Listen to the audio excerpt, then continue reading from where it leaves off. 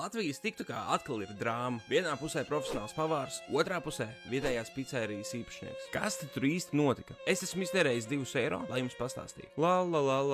Es esmu Pipars. Un es taisu profesionāls atsauksmes par restorāniem Latvijā.